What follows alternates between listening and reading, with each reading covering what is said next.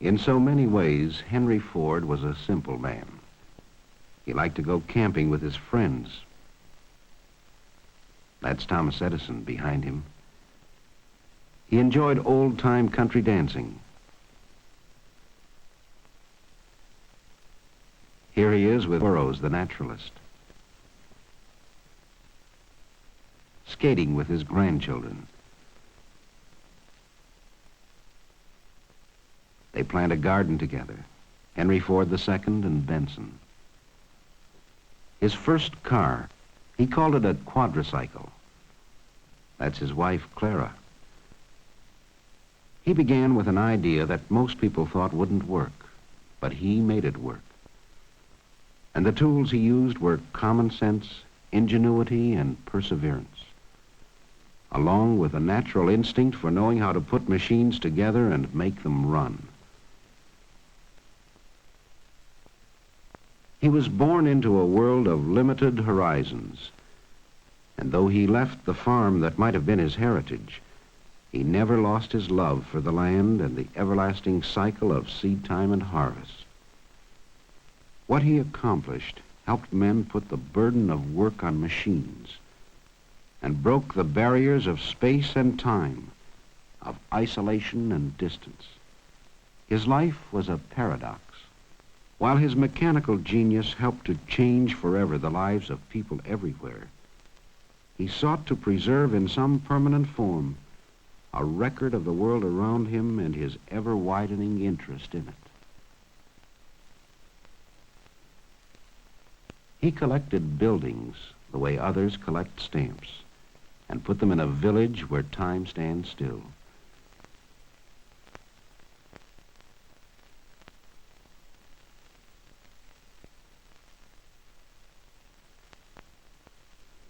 He assembled acres of machines and put them under cover in a vast historical museum. And early, he discovered the astonishing capacity of the motion picture camera to document for all time whatever it saw when the crank was turned. In April 1914, at his Highland Park plant, he organized a motion picture department which through the years produced films that were shown in theaters and schools throughout the country. Travelogues, newsreels, and documentaries that touched on nearly every facet of American life.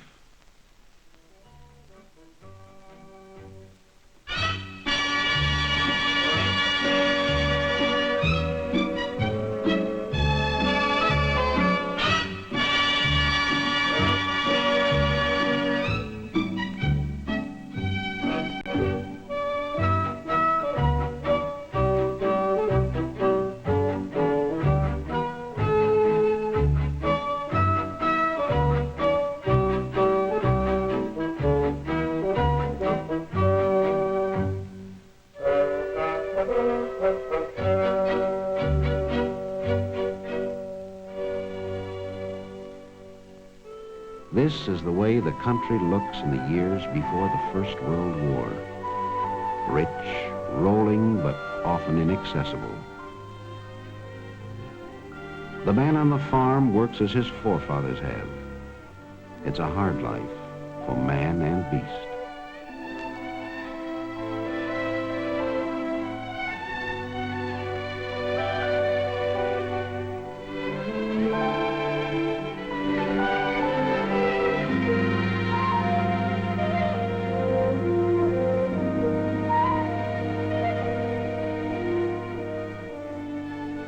And a long day for the farmer's wife, too.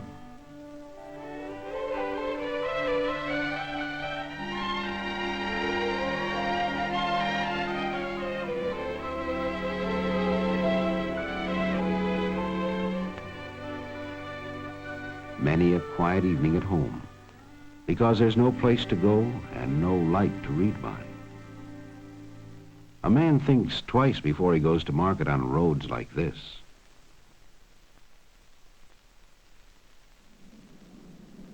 And sometimes he never even gets there.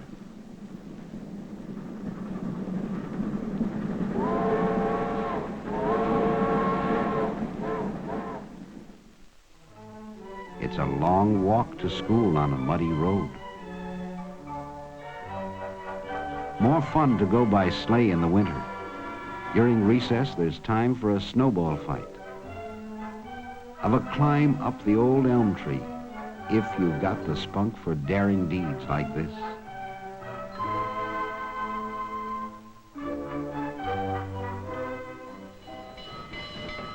The one sure way to get someplace is on a train.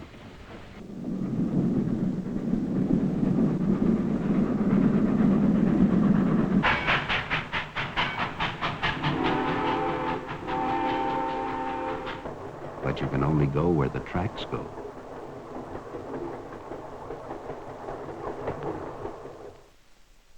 Life in the city moves at a slow pace. This is Pennsylvania Avenue in Washington. No trip to the Capitol is complete without a tour of the White House. President Wilson lives here now. The East Room, with its chandeliers and shiny floors.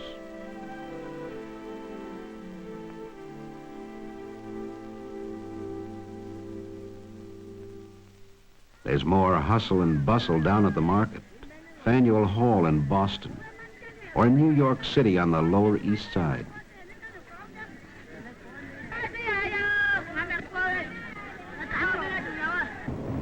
Always plenty to do and see in the big town. Ride the elevated train all the way from the Battery far uptown.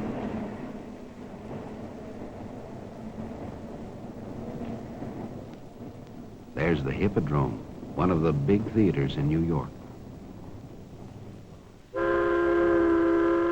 Another way to see the city is a boat ride around Manhattan Island. All aboard. Watch out. Some city slicker may try to sell you the Brooklyn Bridge.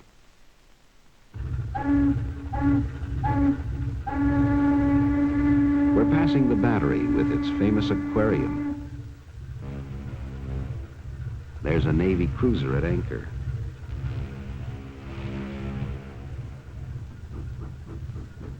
Great ocean liners along the Hudson River. Mighty tall buildings in New York City. The Flatiron Building, shaped like a triangle. And the Woolworth Building, 60 stories high, tallest in the world. Look at that traffic on Fifth Avenue.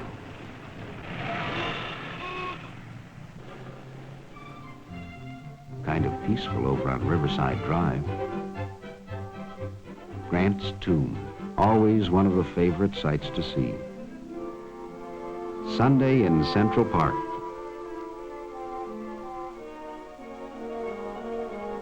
There's no place like it for a leisurely stroll or a boat ride on the lagoon.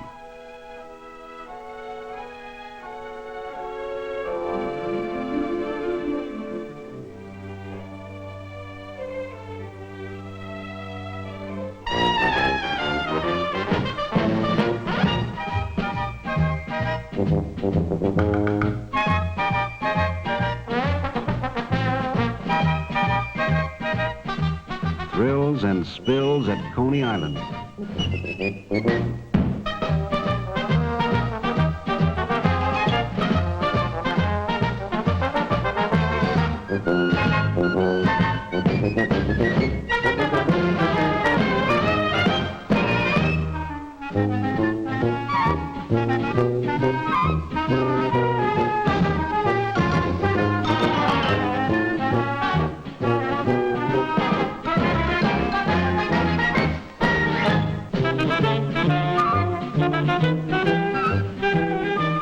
They say some folks even get wet if the water's warm enough.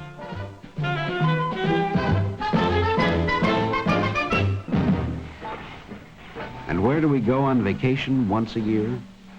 Atlantic City, of course. No, that's not a real elephant. It's a hotel at the end of the boardwalk.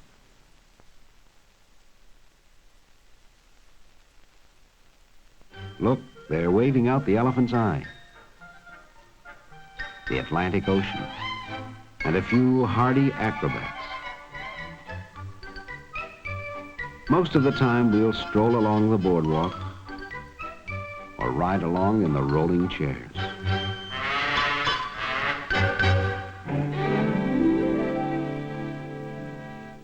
Every city has a pretty park. This is Belle Isle near Detroit, with lagoons for a quiet afternoon ride in a canoe, if you don't mind the crowds. Some like to dance, while others gather around the piano to listen. In the winter, the adventurous go ice skating. It's easy if you know how.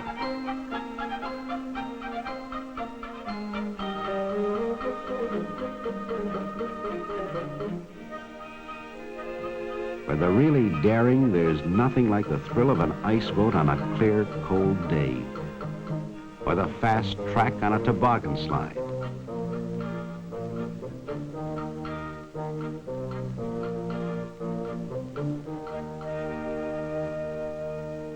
And there's plenty of speed at an auto race once they get going.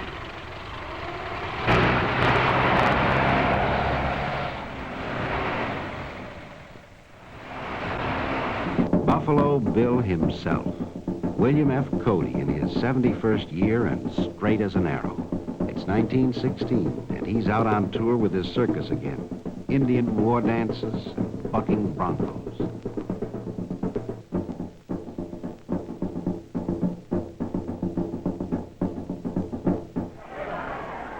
The opening of baseball season, and time to throw out the first ball.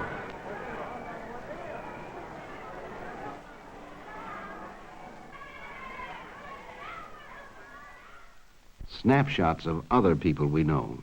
John Burroughs, the naturalist, waves to admirers. Luther Burbank, an expert in horticulture. In his experiments, he's removed the spines from the cactus. Says it's good to eat, too. We'll take his word for it. Thomas Edison in San Francisco in 1915. He's out for a drive with his wife and Mr. and Mrs. Harvey Firestone. Joseph G. Cannon of Illinois, former Speaker of the House of Representatives. Will Rogers, America's favorite humorist.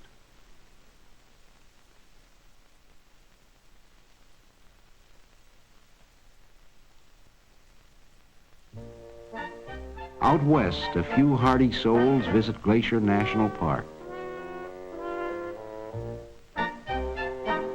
They go for a climb. A little short on equipment, but strong in spirit.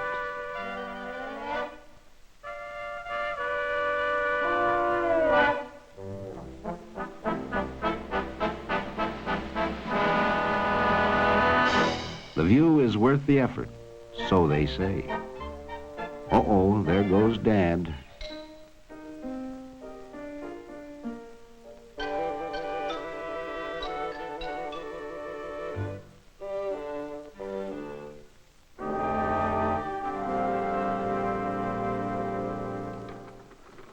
It's not all play. There's still work to be done, and no limit, it seems, to our natural resources.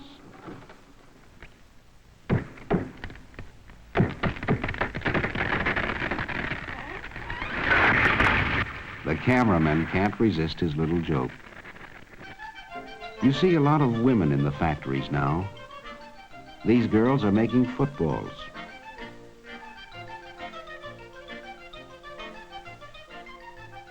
And these are making hats.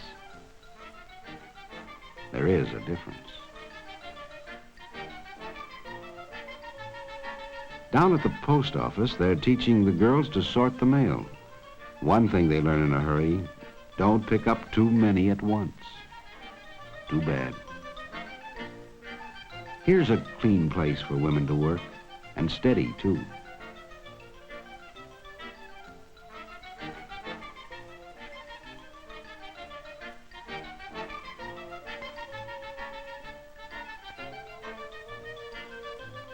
Some men change their collars twice a week.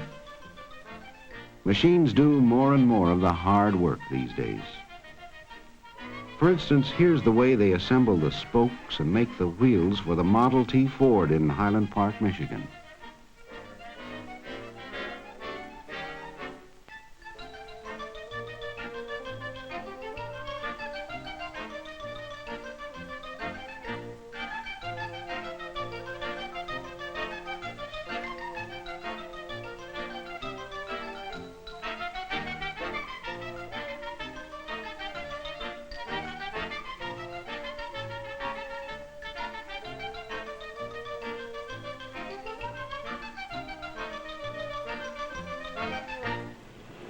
The 8-hour workday ends and the men go home, mostly by trolley. Not many can afford to buy a car of their own yet.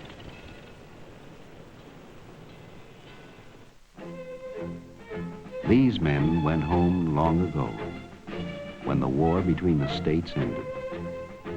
But the hardy survivors, both blue and gray, still meet together once a year to renew old acquaintance.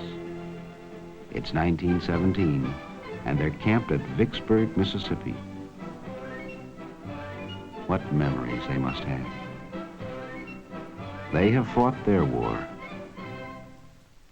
While these raw recruits at Camp Custer in Michigan are being trained to fight another war.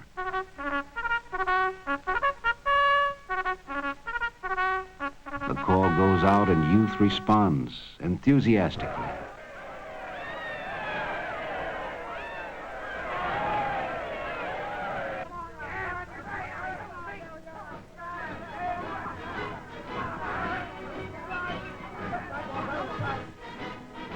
How can they know what lies ahead?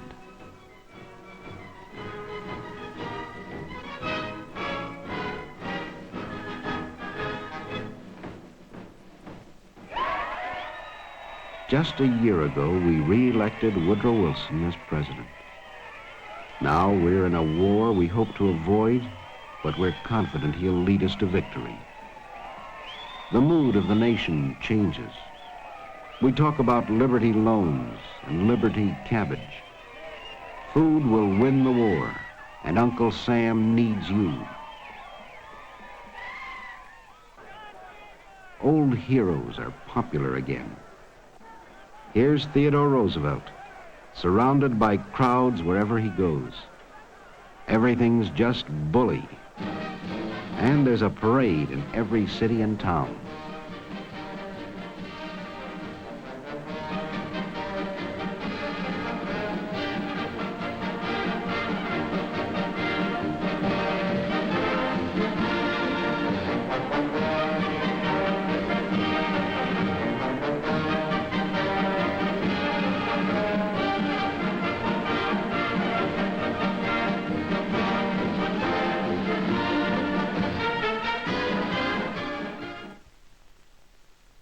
The training is deadly serious now. And we're learning to pronounce names of places we've never heard of before. The Argonne, Belleau Woods, and Chateau Thierry. Our factories convert to the production of engines and arms. These are the famous Liberty engines. She's doing her bit. Here's a certificate for buying $500 worth of Liberty bonds. Henry Ford receives a Navy contract to build Eagle boats. Here he is in Washington with Josephus Daniels, Secretary of the Navy. Using the technique of the automobile assembly line, the hulls of Eagle boats are riveted together at Ford's new River Rouge plant.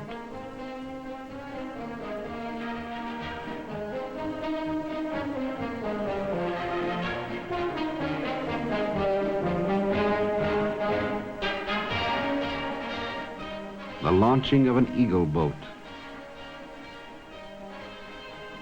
Sleek and fast, built for anti-submarine warfare. At Highland Park, Ford experiments with a small tank powered by 2 Model T engines. Can it cross the trenches? Not every time. Well, back to the drawing board.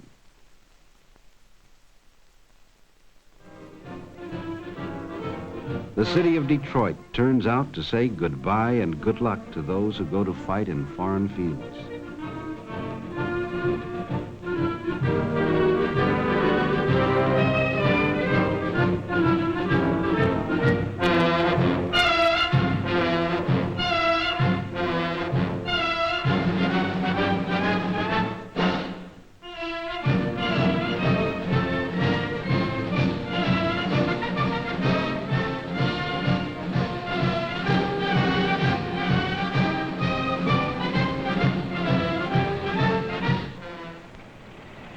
They don't give up on the small tank. Maybe those skids in back will help. It's going great.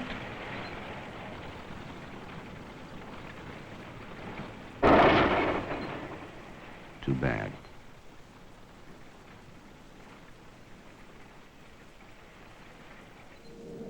Big Brother shows how it should be done.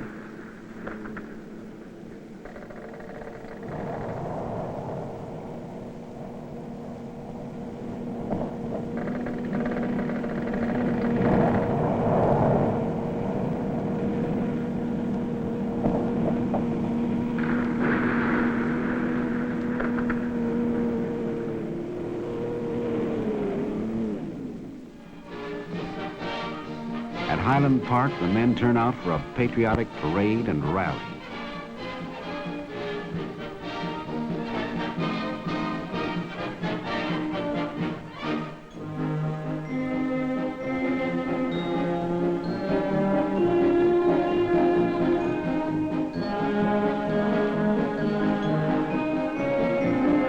Another new weapon in this war. Not very effective as yet, but there's glory for the men who fly them. This is the first model of the Martin bomber.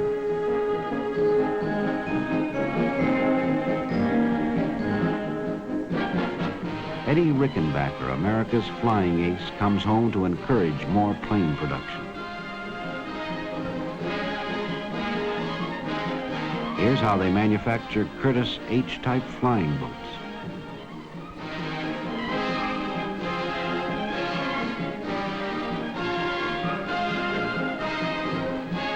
A Liberty engine.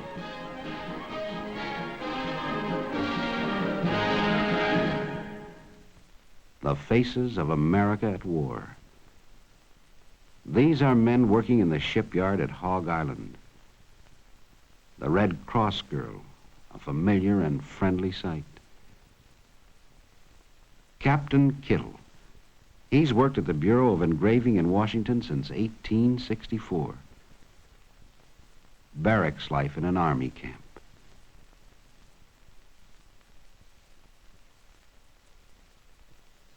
More and more troop trains head for points of embarkation.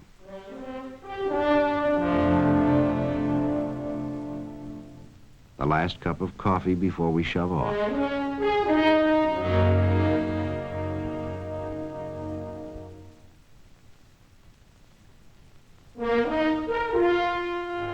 A sobering moment. But we won't come back till it's over there.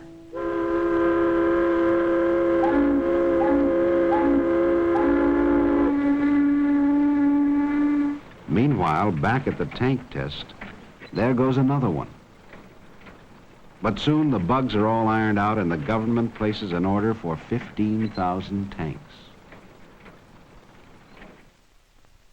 Lord Northcliffe in Detroit, sent by King George to arrange for the shipment of Fordson tractors to Great Britain to speed up the production of food. He tries a new Fordson, followed by Henry Ford. Parades and more parades to keep the home fires burning.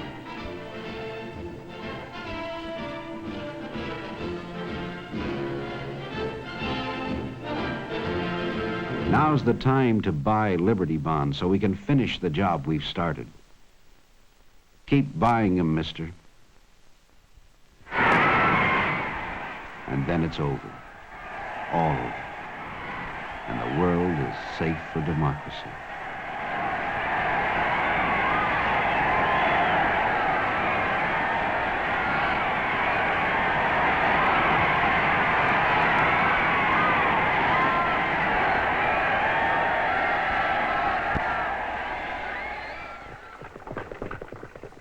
One more parade in Washington.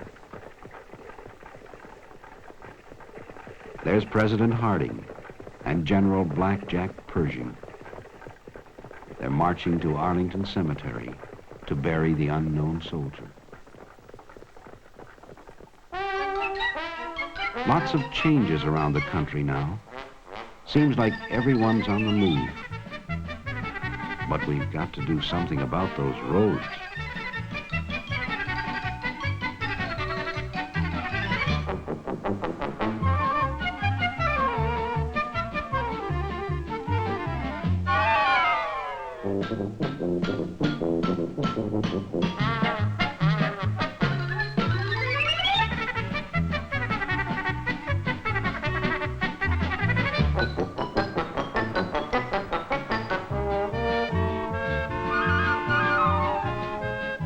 takes forever to cross a river this way.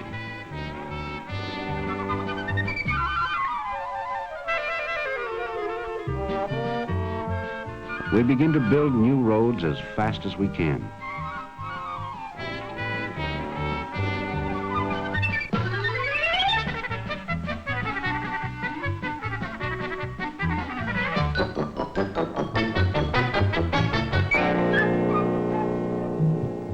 Mighty smooth riding now. There's one car that takes you anywhere you want to go, the Model T. Strong, sturdy, with a will of its own.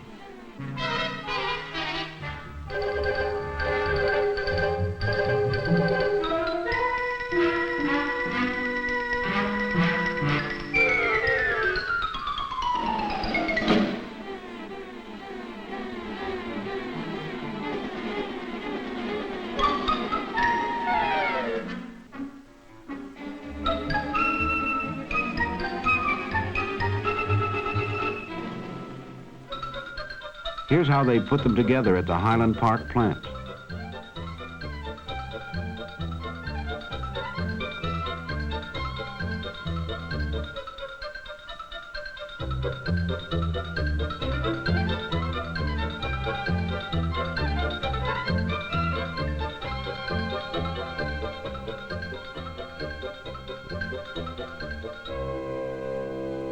A car comes off the end of the line every 10 seconds.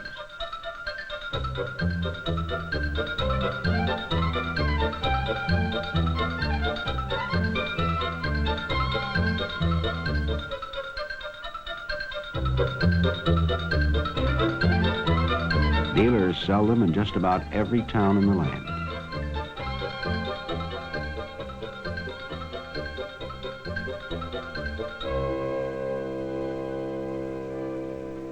There's no end to what you can do when you own a car. No longer locked on the land, the farmer's wife can get away from the farm for a while and take the baby down the road for a visit. Trucks take over the job of moving produce to market.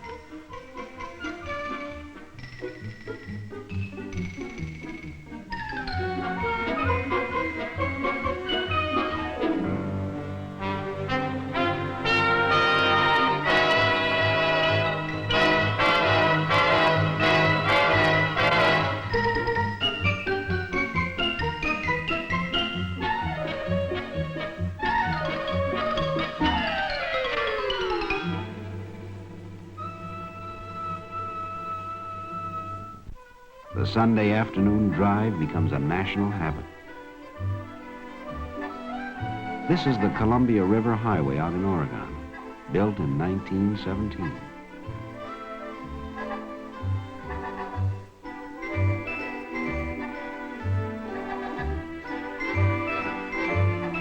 Magnificent sights to see in America, and a car's the way to get there.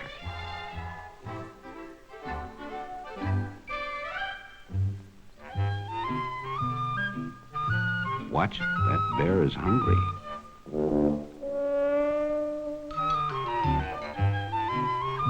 For a real vacation, nothing beats a camping trip.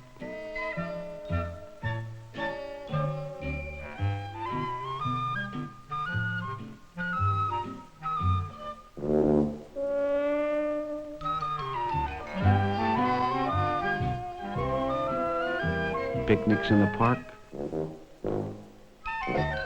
or alongside the lake.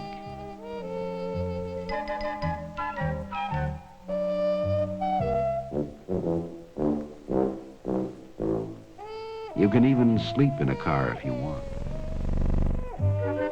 Henry Ford and his friends go camping in style. President Harding arrives to pay a Sunday visit while they're in the Great Smoky Mountains. Here he is with Harvey Firestone.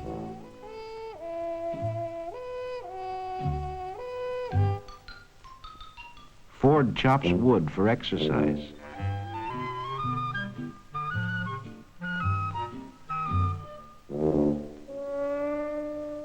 While Thomas Edison takes a snooze.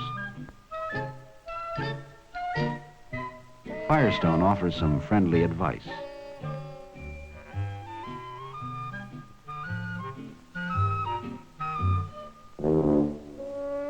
The president takes a turn with the axe. Ford, Edison, and the president read the papers. One way to keep them down on the farm, buy a tractor. They're selling more every year.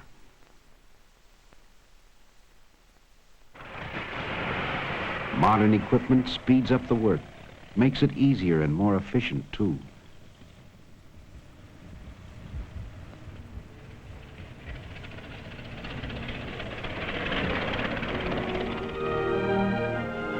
Now electricity does the chores for the farmer's wife.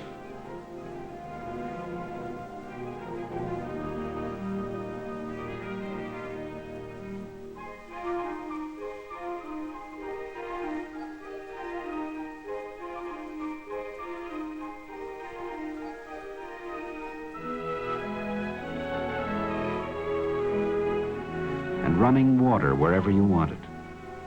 No more trips to the pump. And no more churning for grandmother.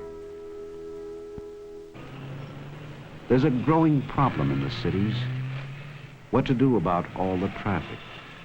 Sometimes it seems to go like this.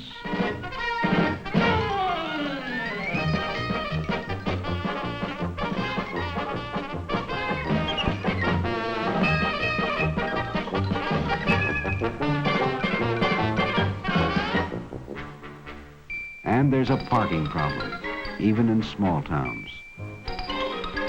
The policeman has a new responsibility, directing traffic.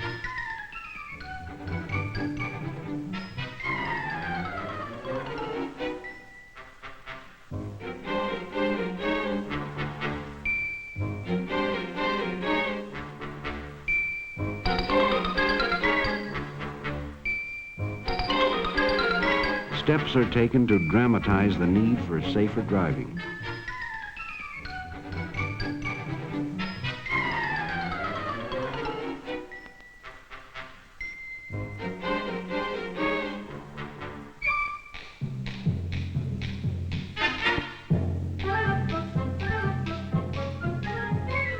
Special motion pictures show what can happen when we're not alert.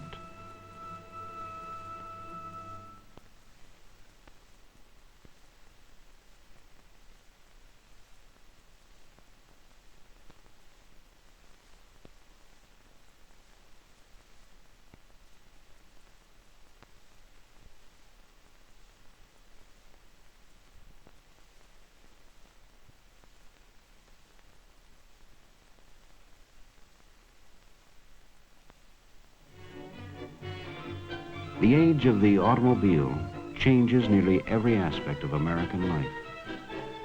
The tempo quickens in city and country. No longer a luxury, almost everyone can afford to own a car. And sometimes it seems that we're all on the road at the same time. We're a nation on wheels, and soon to take to the air as a slim young man in a silver plane opens up new horizons.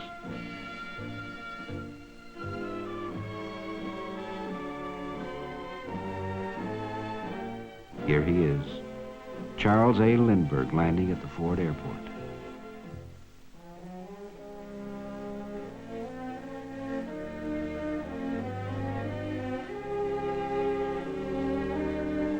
Another pioneer gives us the courage to try something new.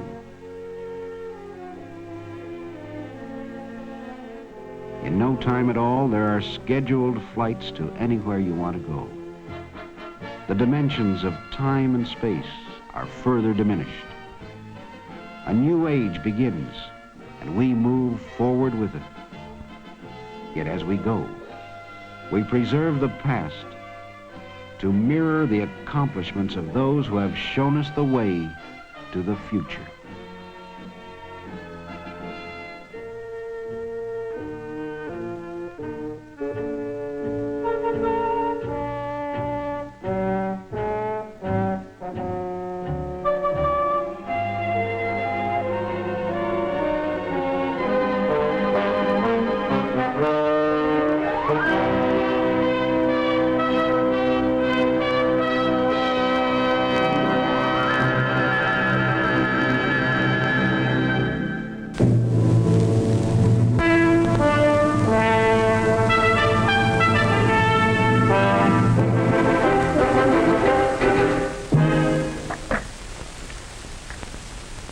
I am Henry Ford II.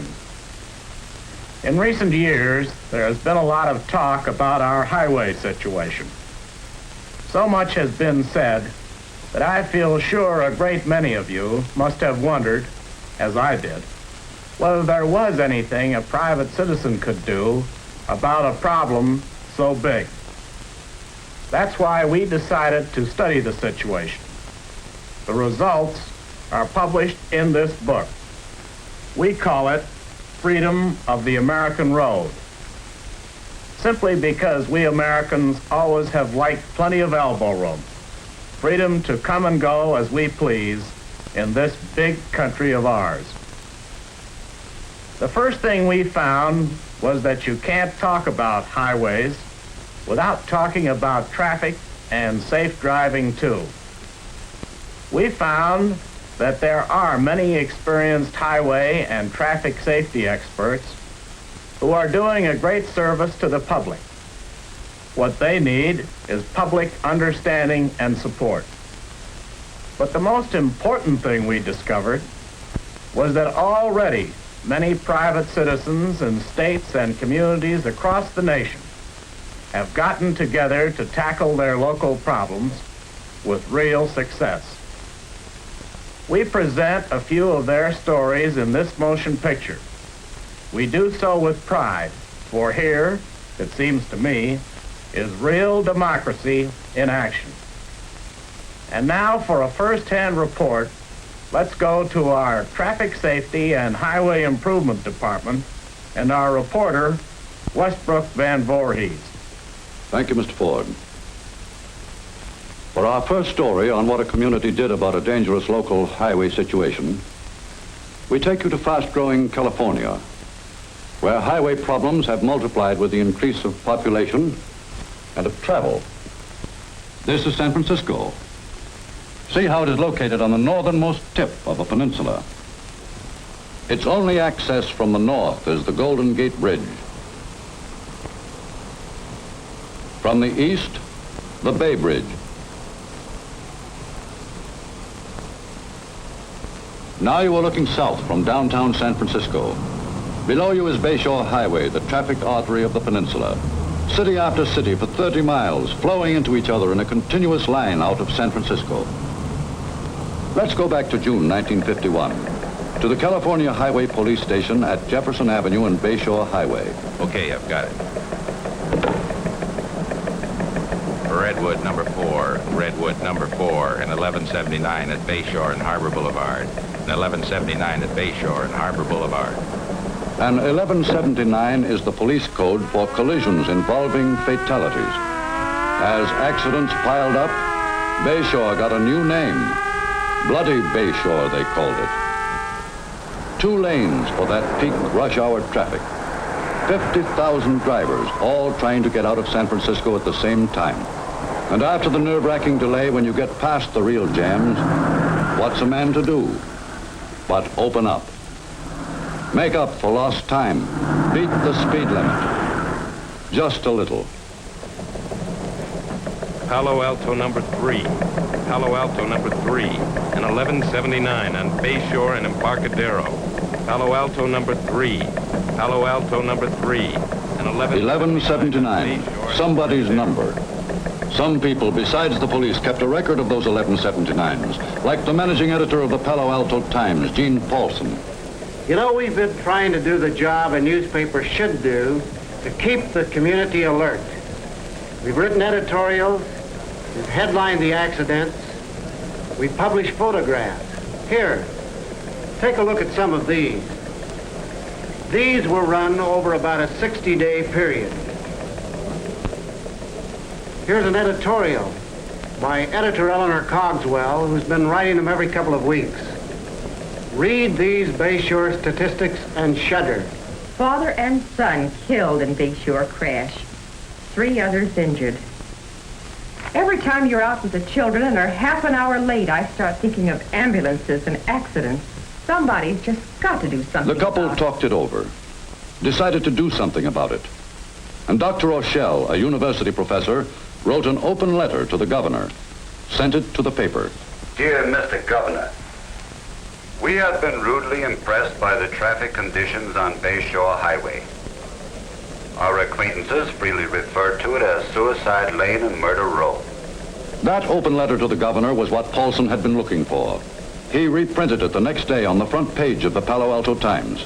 There appears to be no indignation about a condition which endangers the lives of all of us.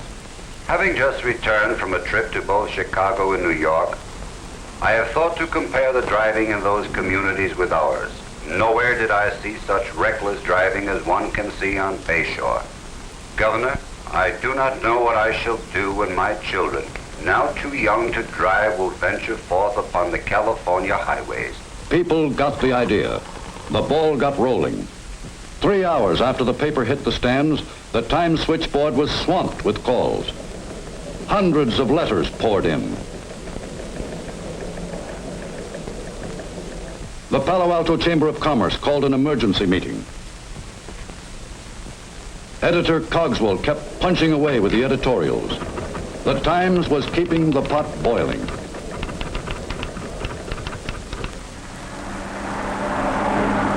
Almost overnight, Highway Commissioner Peterson had 5 additional patrol cars out on Bayshore. And for each patrolman put on, there was 1 death less a month.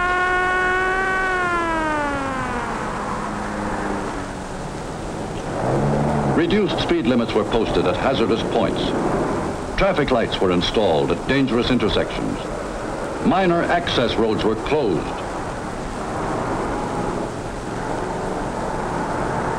No left turn signs were placed at intersections with records of left turn accidents. And the headlines continued without let-up. In 60 days, deaths and injuries had dropped from 67 to 38, and accidents from 110 to 65. The campaign kept gathering momentum, and the Palo Alto Chamber of Commerce started a drive to sign petitions for extending the Bayshore Freeway. The people got the idea that in addition to better traffic control, they needed to solve the basic problem, a badly overloaded highway. Radio and TV stations in San Francisco itself took up the campaign. Petitions were circulated. At the hospital, Times reporter Francis Moffat, on the left there, tried to get the signatures of 4 people injured in an auto crash. The entire hospital staff signed up. A petition to extend the 6-lane freeway. Sign here, please. And they did. 30,000 of them. In the big towns and the small ones. In Sunnyvale, San Carlos, Mountain View, Los Altos, Belmont, all signed and sealed and ready to be delivered. 2 weeks later, a delegation of citizens presented the petitions to Governor Warren. This public support was what the state officials needed. Within 30 days, the legislature acted. Here it is, the new Bayshore Freeway, a highway of modern design, 6 lanes instead of 4. One stretch of the American road made safer because the community took constructive action. What you have just seen was accomplished in 1952, but the job was not finished. It still goes on. As a matter of fact, what happened here in Palo Alto stimulated many California communities to similar efforts. And today, California has a state highway program that is one of the most advanced in the nation. Elsewhere, there are highway problems of another kind that have to be solved, like traffic congestion, for example. Ever been downtown in that 6 o'clock bumper-to-bumper madness called a traffic jam? It's worse in our older cities. And so, for our report on how one big city is successfully solving it, let's go east, across the country, to Pittsburgh, where the Monongahela and the Allegheny River join. That's where Pittsburgh was born 200 years ago. You're looking at what Pittsburghers call the Point, the area where the rivers join to form a triangle. The Golden Triangle, they called it, squeezed between 2 rivers. Squeeze is the word, all right. This typifies downtown Pittsburgh as it was 10 years ago. A maze of streets, no wider than when the city was a frontier town. Traffic experts and police could arrange and rearrange the traffic pattern. But all they were actually doing was rearranging a nightmare. Pittsburghers knew that the traffic problem couldn't be solved without at the same time rebuilding the very heart of the city. The Allegheny Conference on Community Development went to work on the problem in 1943. Its roster had names from every section of Pittsburgh life: the melon interests, the steel industry and the unions, H.J. Heinz and Company, department stores and the governments of the city as well as of the surrounding towns. The average Pittsburgher was tempted to think, well, here we go again. But he began to be impressed by 1945. For that was the year when the city realized there was a force behind the paperwork and the plans. You can't use halfway measures. A big problem needs a big answer. You tear down the old and put in the new with modern muscles, modern tools. But the big prime mover that got things going in Pittsburgh, bigger and more powerful than the crane, the acetylene torch, and the bulldozer, was people, the members of the Allegheny Conference. They had to overcome the old ingrown attitudes of resignation, of doubt that so gigantic a change could actually be accomplished. And they did, and proved it could pay. If you know Pittsburgh, you'll recognize this. It's the old downtown Point District, dead and gone now, and no one to mourn for it. And this is the plan for the new, now coming to life. There's a new horizon now looking toward the Allegheny, a new landscape, new towers, a new horizon.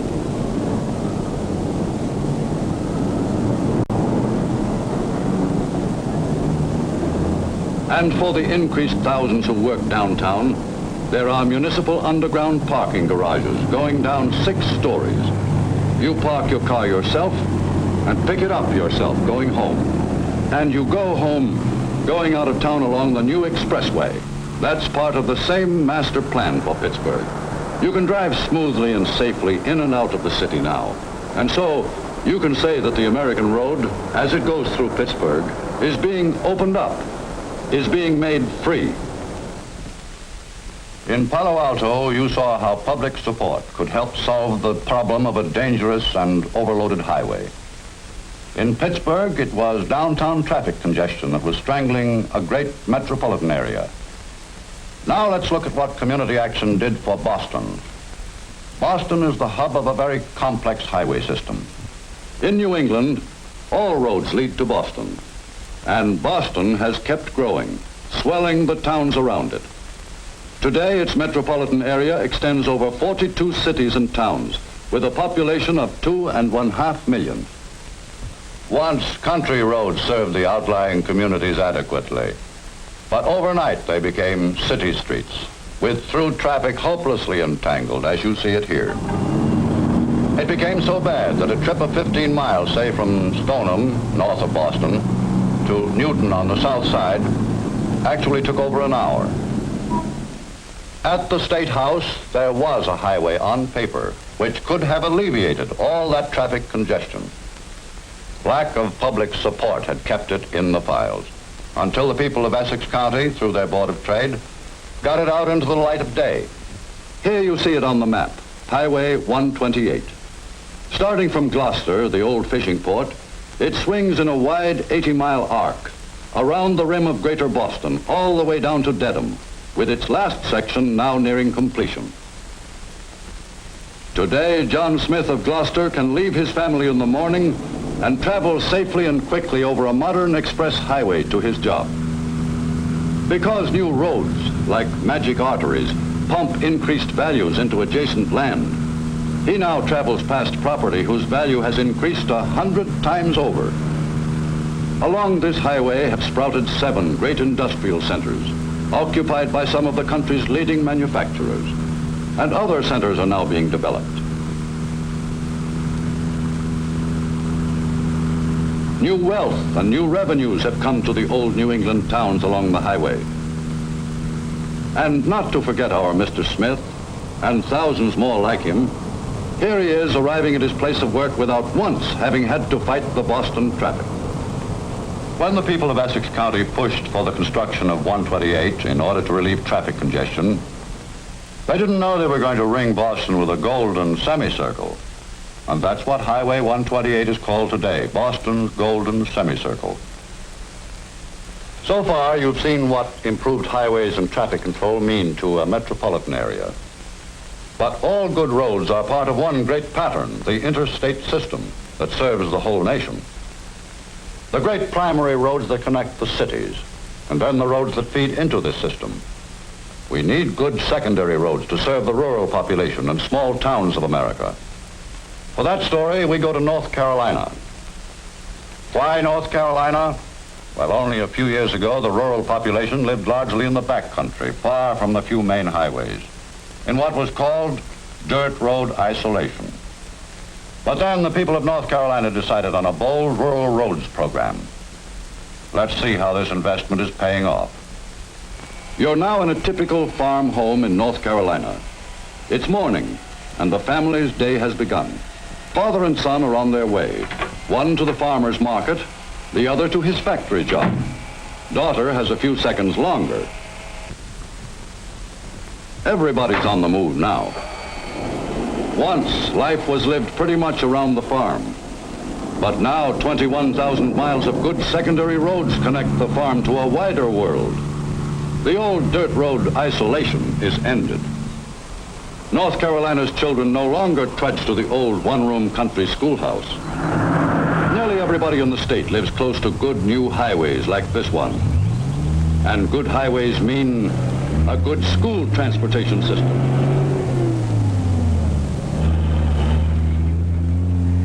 Good roads mean that children from scattered farms can be picked up at all outlying points. Every morning they're on their way to modern schools. The new roads mean that the farmer's son can travel as far as 50 miles to his job at the new factory. And the factory itself could not have been built here if it weren't for the new roads. The rural family can now work in industry as well as on the land.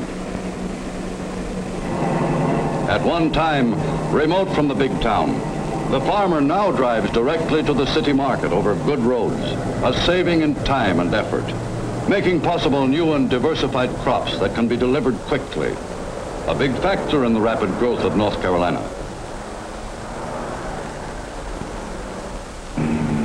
One of the dramatic changes in rural life is in the schools. The old one-room schoolhouse has been replaced by the big central school.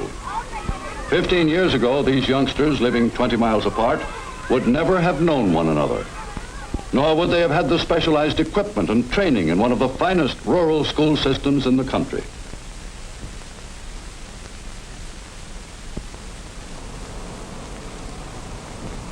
For the farm housewife, the highway leads now to the modern shopping center, to the variety of goods and services she never had before. Farm life has been transformed by the road. The horizon is constantly widened.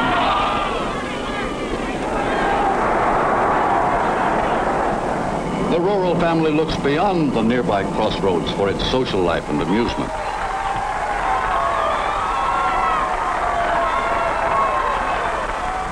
The good road leads to things people couldn't think of years ago. It connects the life of the farm with the life of the town, with the varied activities of people everywhere. This is the payoff on the investment in good roads in North Carolina. A fuller life for country people.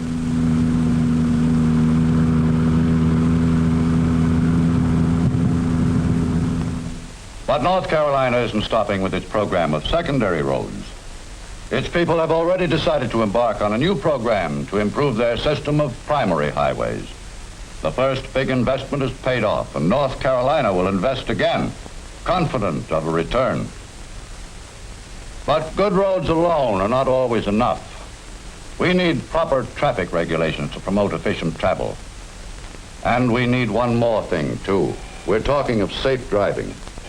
Cars and roads have improved, but the driver must improve, too. Almost as great a challenge to communities as the road itself. Just how can communities go about a safety program? To find out, we sent our camera crews to a middle-sized American city in the Middle West, to St. Joseph, Missouri. Population 79,000. The chief industries are meat packing and grain processing. Other products are work clothing, locomotive parts, wire rope, and safety. Yes, they work on safety here, and they sell it hard in St. Joe. It's a town that hates accidents, maybe because they used to have 2,000 a year. They don't let you forget safety in St. Joe. Safety is everybody's business. It is one business where we can't say, let George do it. Daylight hours are growing shorter day by day, and the danger to pedestrians is increasing. Drivers cannot see you as well in the early morning hours or in the dusk of evening, so cross streets with extra care. They don't let you forget safety in St. Joe. They run it like $1 million advertising campaign, but there's no $1 million behind it.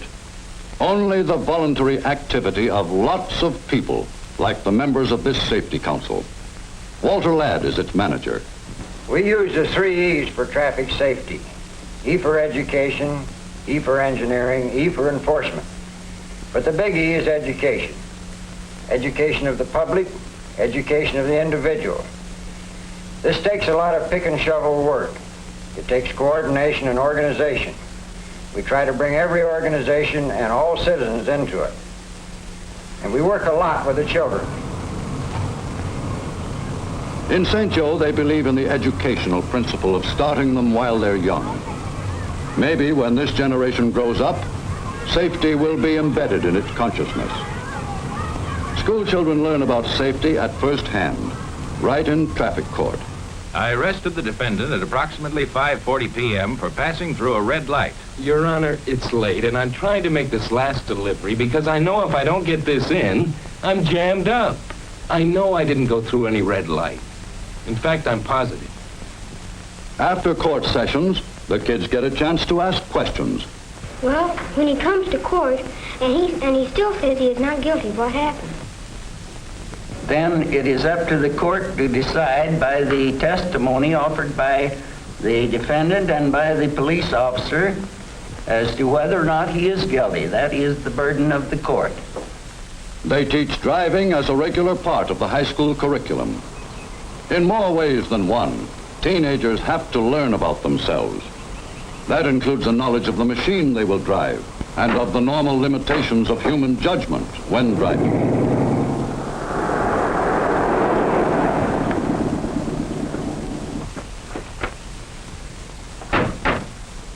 You've got to learn to put on your brakes a second sooner, not a second later. And I'm sure a lot of good will come from our discussing these various problems. And now I believe we have a few more reports. To sum up the discussion in my section... You're now looking at the annual Teenager Safety Conference. Delegates from all of the high schools participate. The next report, please. We know that there are not enough traffic officers to enforce the laws. Our committee... This is how the adult sense of responsibility develops. This is where community attitude is born. In St. Joe, safety isn't a one-time broadside, not something for Tuesday to be forgotten Wednesday. It includes campaigning against that tried and true adventurer, the jaywalker.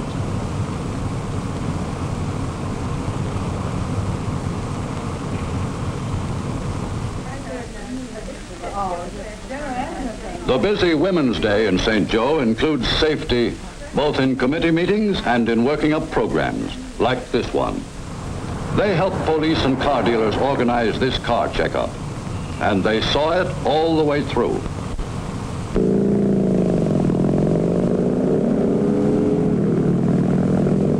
Enforcement of sensible traffic regulations has the support of the people, and there are fewer accidents and fewer traffic violations in St. Joe. The prospect is for still less next year.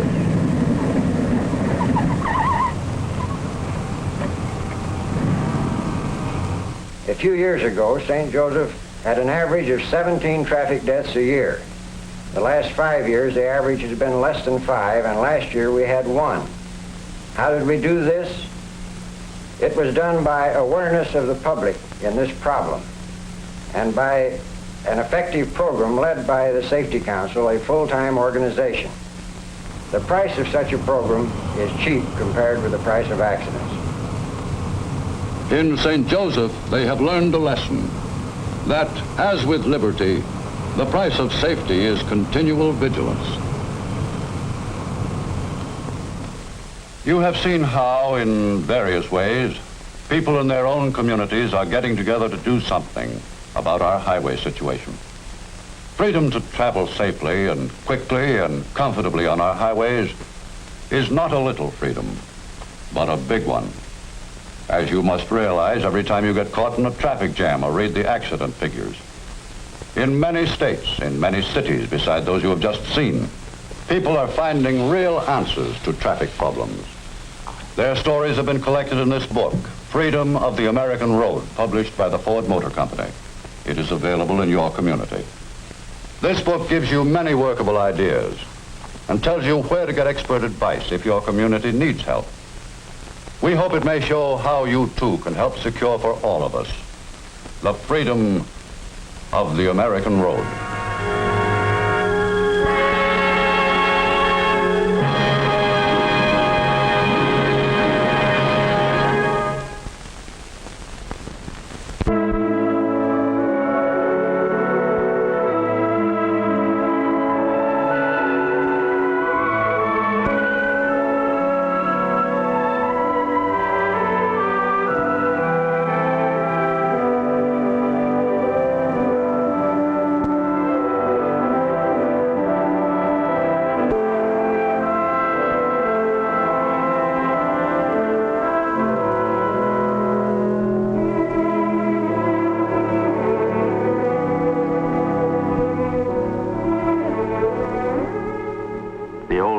Not only a road, it was a way of life, slow and often rough.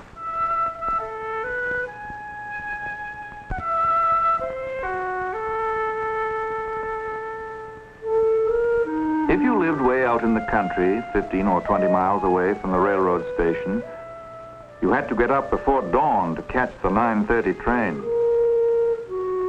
You harnessed up the reliable horse, and for the next 2 hours, the carriage went creaking down the old familiar road while the countryside moved slowly past.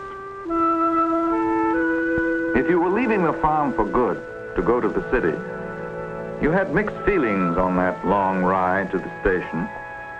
It's not easy to pull up roots and start a new kind of life. You saw the faces of old friends as you passed their house, waving goodbye, and you felt sad at leaving them. But you saw, too, how old and tired they looked, worn out by hard work, locked on the land. A woman looked 50 before she was 35 with all she had to do. In a way, you were glad you were leaving. You passed the old schoolhouse where you'd gone as a kid, and you remember the long miles you'd walked morning after morning to get there. That final run to get inside before the bell stopped clanging.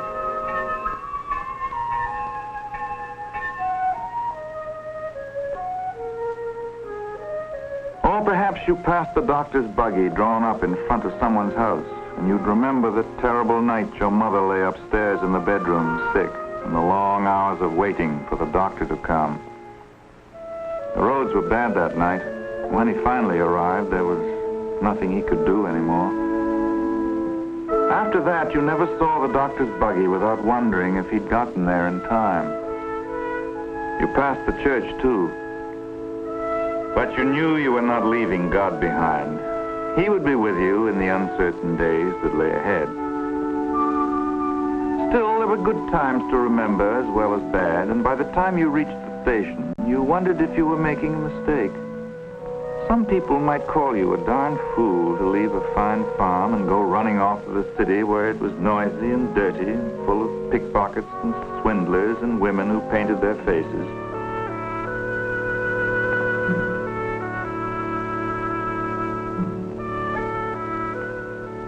But there were things you wanted to do that couldn't get done on a farm. If you were interested in machinery, for instance, or wanted to tinker with engines that ran on gasoline, the country was no place for you. You had to go where other men were doing this kind of thing. Train was late, of course. You could have slept another half hour.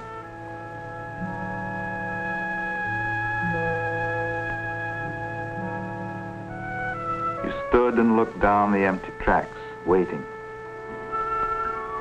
Somewhere out there beyond the horizon lay the city where your destiny waited.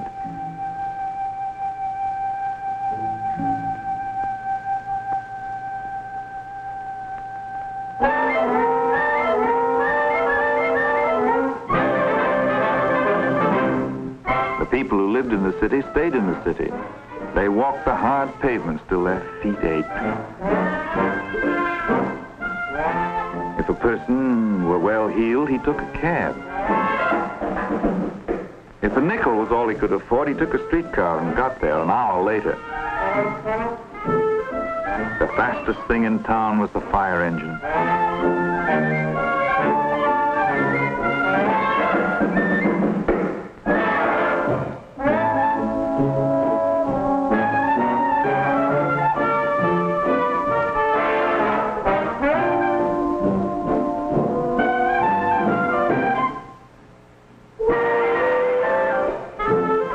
In the good old summertime, the streets got hot as ovens. Vegetables and people wilted under the blazing sun, and the kids got hard-boiled. Everybody panted and sweltered and longed to get away from the clanking thunder of the elevated trains and the clatter of wagon wheels on cobblestones. Far uptown lay the ballpark. And if you went for a long boat ride down the bay, you finally arrived at an amusement park where there were roller coasters, shoot the chutes, camels to ride, and a real beach where a kid could get to swim in the ocean. But it took the better part of a day to get there and back, so you settled for the nearest fire hydrant on your block.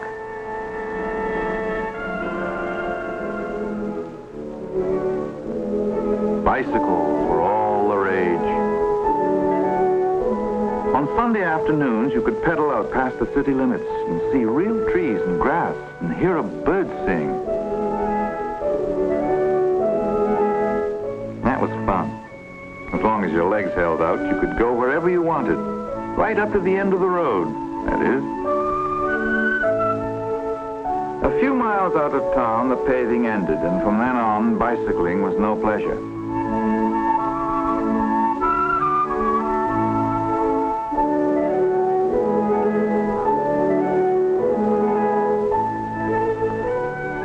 A lot of people accepted the end of the road and turned back. But the bicycle wheels had a greater destiny. In Detroit, a man named Henry Ford, who had left the farm and come to the city to tinker with machinery, was making what he called a quadricycle. It looked like a buggy, only it had no shafts for a horse to be harnessed to. The horsepower was going to come from a gasoline engine he'd made himself. He did everything himself, working nights and holding down a daytime job with the Detroit Illuminating Company.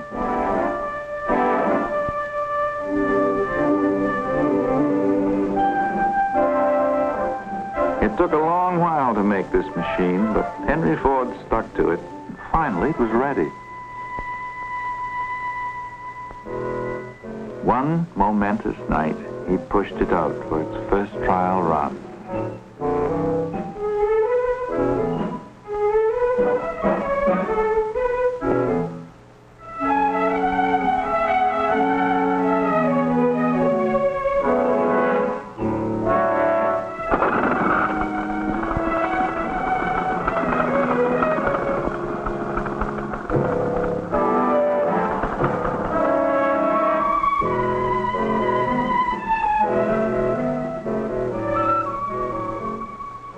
Up and down the dark, empty streets ran the little quadricycle. Past the sleeping houses, ghost-like and unreal, flitted the shape of things to come. If anybody had waked up and looked out the window, he probably would have thought he was still dreaming. That night, history was made. The street was never the same again.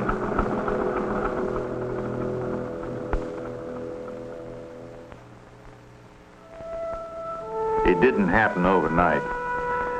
The going was rough for those early cars on the American road.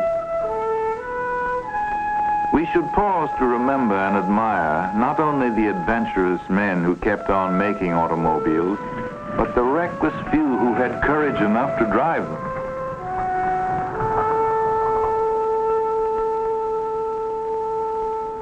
Some people thought that the sail wagon had a more promising future than the automobile.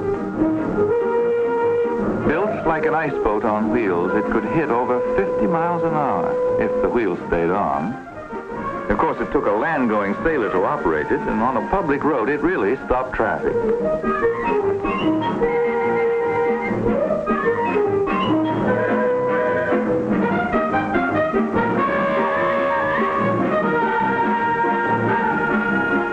While people were still letting the wind blow them in various directions, men like Henry Ford were putting their faith in the gasoline engine. He built a big one and put it in a racing car called the 999. It was a huge, heavy monster, and it spent most of its time in the shop getting tuned up. Nobody at the time probably realized it, but the 999 had a prophetic look. This was no horseless carriage. It was long and low and powerful, built for speed. In a crude but unmistakable way, it forecast the shape of cars to come. On October 25th, 1902, Barney Oldfield set a world's record in the 999. He drove it a mile a minute, and this phrase ushered in a new era.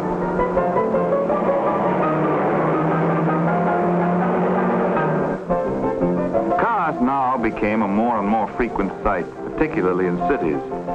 By 1903, there were more than 1,000 automobile manufacturers in the United States. And in that year, the Ford Motor Company was founded. The first payroll didn't take much bookkeeping.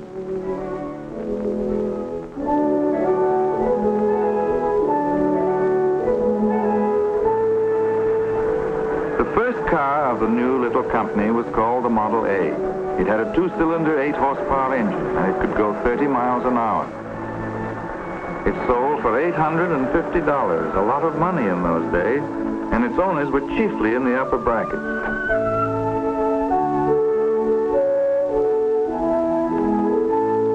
It was smart and fashionably designed, with a door in the rear like a pony cart. And it cranked from the side. A good safety measure designed to prevent the cranker from being knocked flat and run over if the car started prematurely. Everybody admired it, but only the more daring could be persuaded to ride in any kind of a motor car.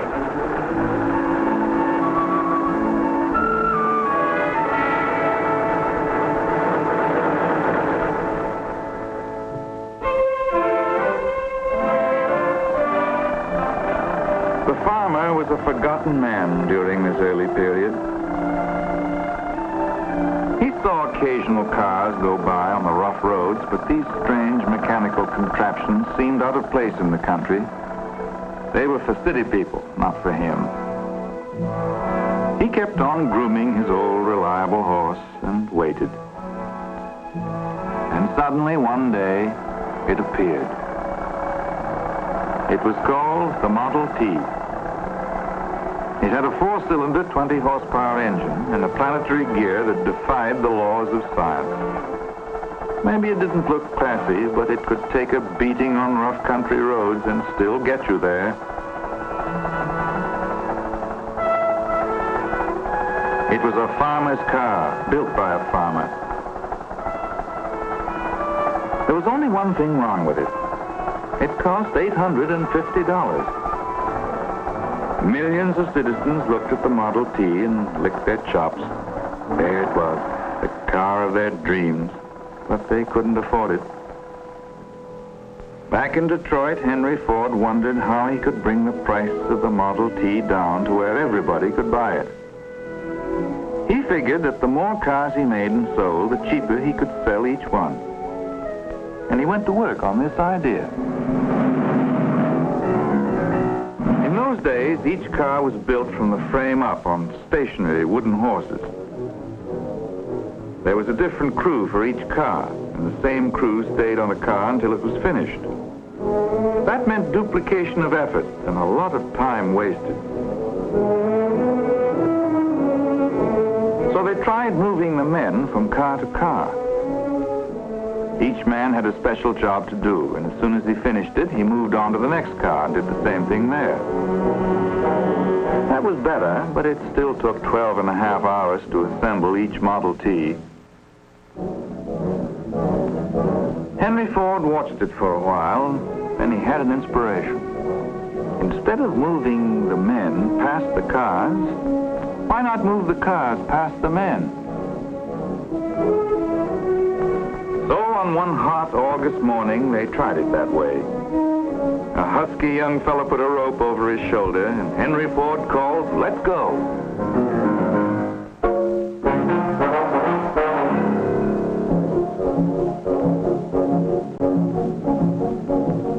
And at that very moment, as the workmen began to fasten the parts onto the slowly moving car, the assembly line was born. A technique that was to revolutionize mass production all over the world.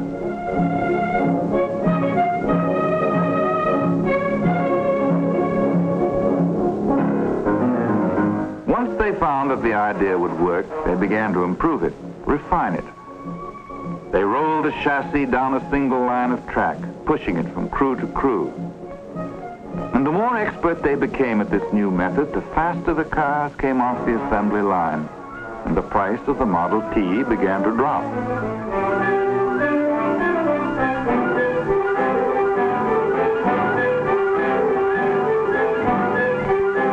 They tried the same idea on all the various parts of the car and created what were called sub-assemblies.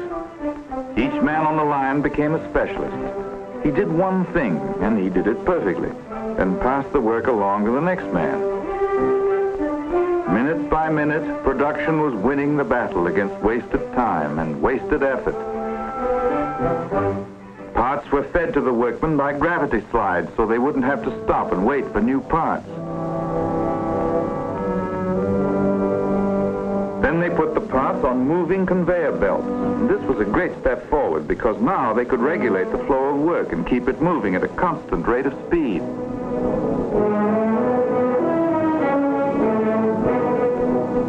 And the conveyor belts grew longer and more complex as they moved the work from place to place in the huge shops. They became fantastic masterpieces of planning and engineering. But the battle against wasted time and wasted effort was being won.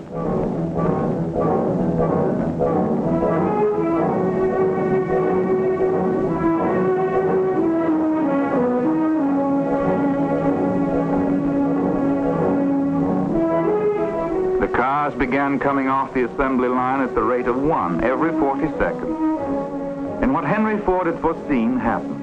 Mass production and the assembly line drove the price of the Model T down from $850 to $300. Now everybody could have one.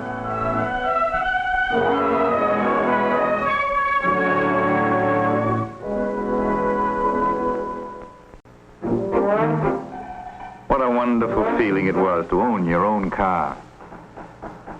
The Sunday afternoon drive became a national pastime.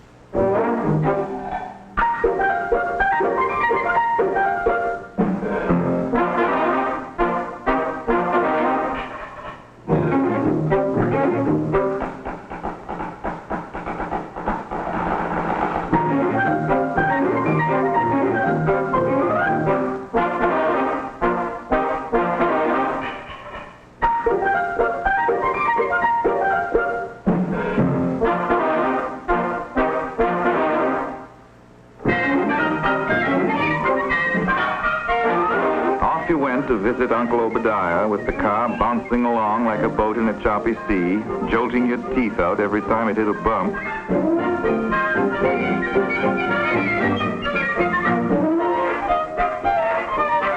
Mom would keep saying, "Papa, don't drive so fast."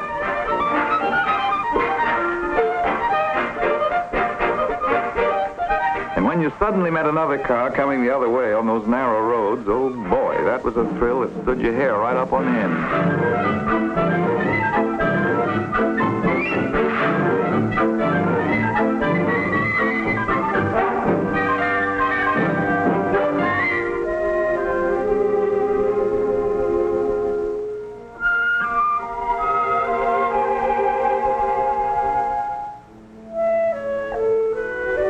Just being able to drive a car was enough, but pretty soon the novelty wore off and people began to get angry at the bad roads.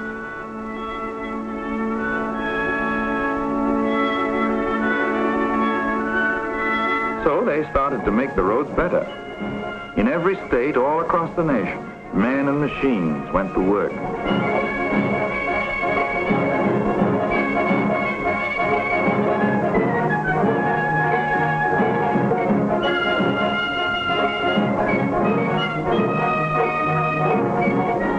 The rutted mud gave place to smooth ribbons of pavement, wide enough for two cars to pass each other.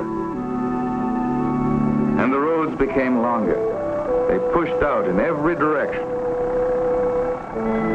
And down every road ran the Model T, panting and quivering, always eager to go farther.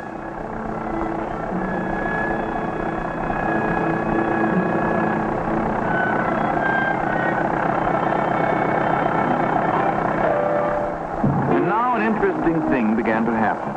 People from the cities began riding out into the country, and people from the farms began going to the city, and whole sections of the population began to get acquainted with each other for the first time. No road maps in those days.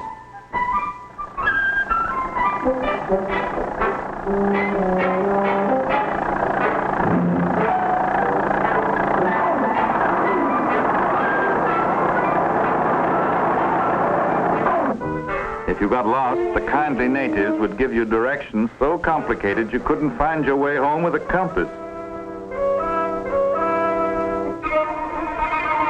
Everything was down the road a piece. If you got lost, you stayed lost.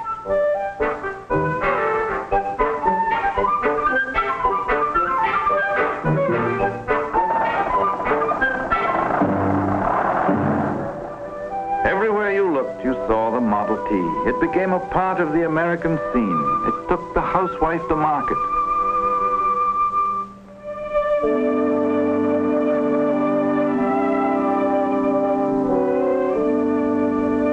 It brought the doctor to his patients in time to save their lives.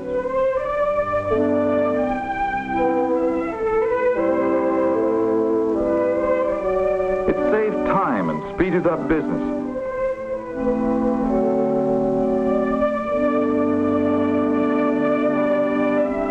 Filling stations sprang up by the thousand, and a whole new industry in gas and oil was created. Not only did it save time, it gave the average citizen a wonderful new way to spend the time he saved.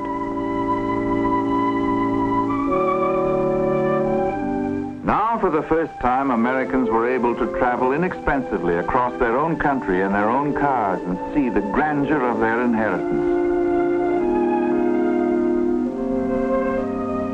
They could visit the great national parks which had been created for the people, but which so few people had ever had an opportunity to see.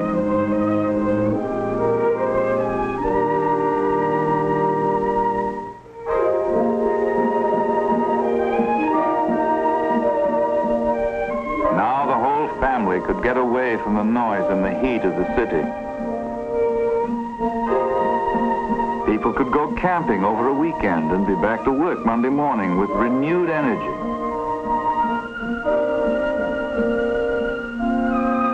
They could go to the mountains, or if they preferred the beach, the faithful Tin Lizzie would carry them to the sea's edge.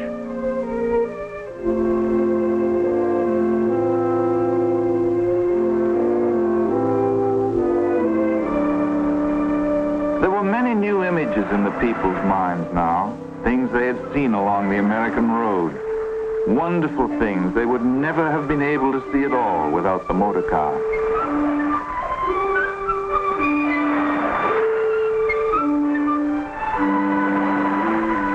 There was a new look in people's faces, a look of discovery and wonderment and pleasure. A new world had been opened up for them.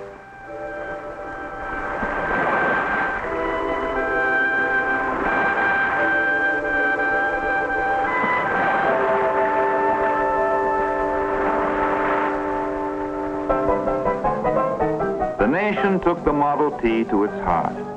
People called it a flivver, made jokes about it, loved it. They said it could go anywhere except in society.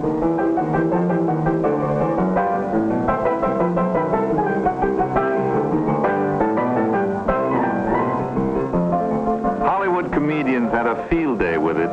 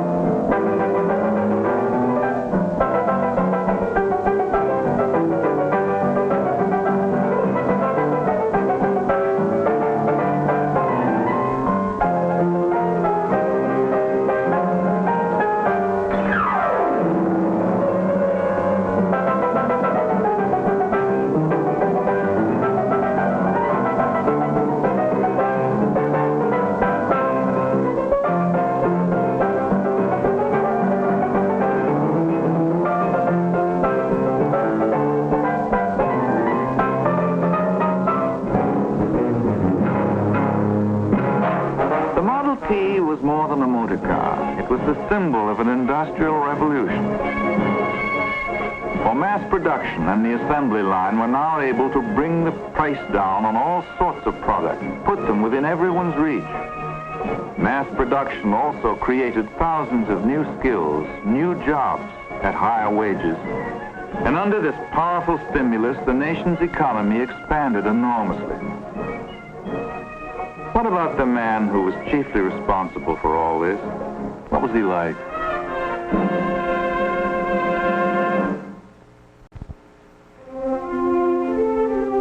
Let's take a look at the family album.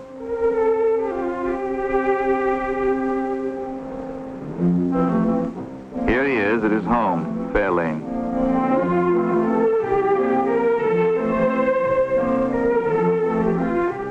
Walking with his wife, Clara, through the garden.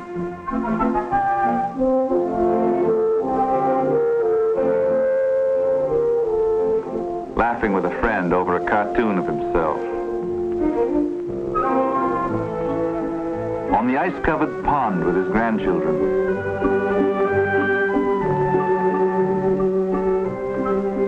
Here he is, back on the land, tinkering with one of the old steam engines.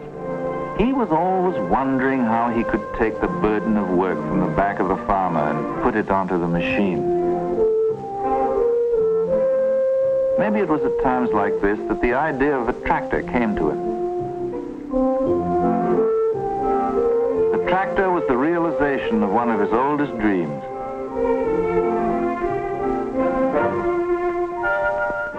Here he is in his office, having a conference.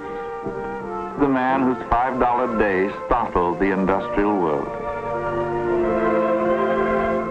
This is a family scene. His son Edsel starting out with some friends on a transcontinental trip, getting a big send-off. A drive like this was quite an adventure in those days.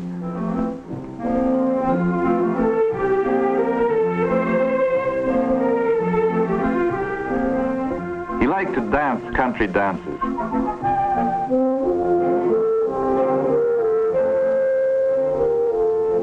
Grandchild, Henry Ford II, showing his grandchild a baby bird with Mrs. Edsel Ford watching.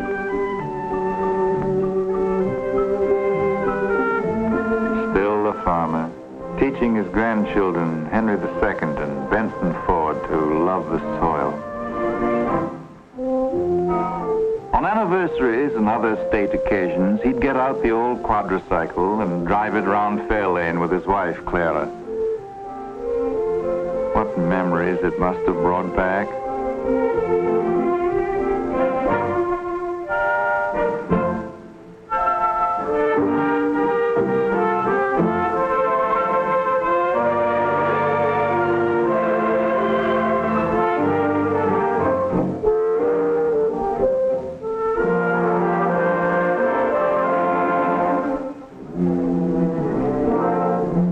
Sometimes he liked to go camping with some of his old friends. The bearded man is John Burroughs, the naturalist. On the right is Harvey Firestone.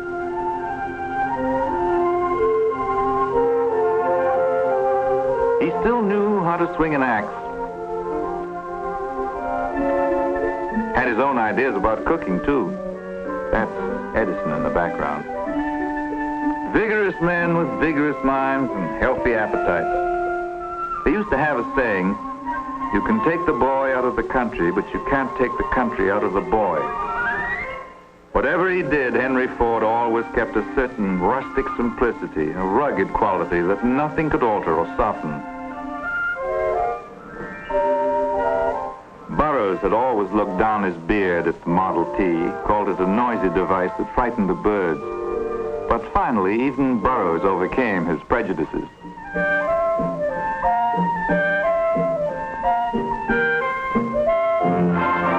The man behind the legend. These are men whose ideas changed our way of life and made it better.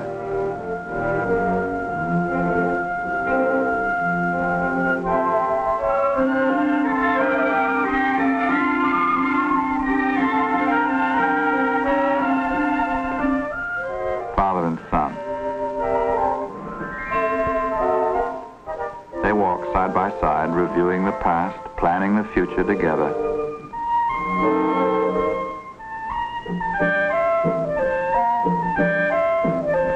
How quickly it all had happened. In less than 25 years. Henry Ford. He personified the American credo of individualism and freedom of enterprise. He will long be remembered. As the American road became better, the cars that drove along it began to change. They became larger and heavier, lower and longer. The highway had become an extension of the city street, and people began to demand boulevard comfort and luxury in their transportation. Balloon tires and shock absorbers took the roughness out of driving. Interiors were the Ritz. Some even had a crystal vase to hold a single elegant flower.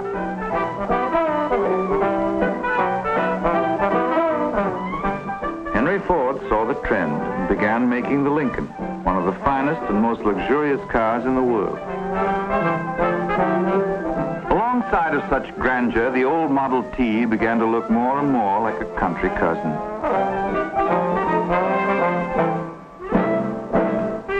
The times had changed, and the car that had changed them was no longer needed. Henry Ford decided to stop producing it. In May 1927, the 15 millionth Model T came out of the plant. And the assembly line closed down forever on the world's most famous car. From then on, the old flivver began to disappear from the roads. As old cars were turned in, they were taken back to the plant.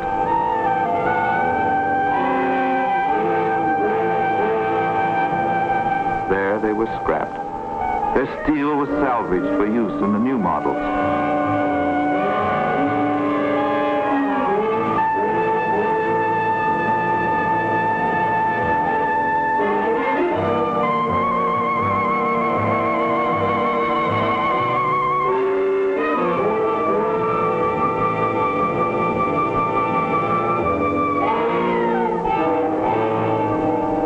Once in a while, a car would balk at the mouth of the furnace as though in a last effort to save itself. The Model T died hard.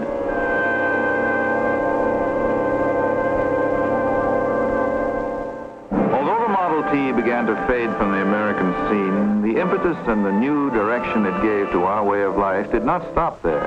It gathered momentum that carried us through the gay 20s.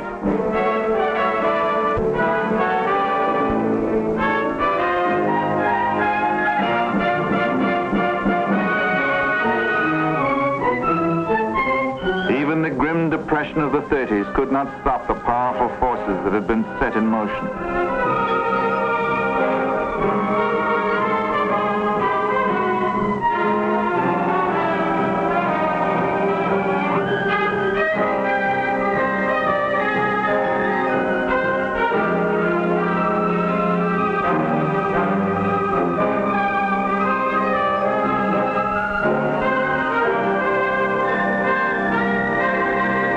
Lessons learned from the assembly line and mass production helped us to win a long and terrible war.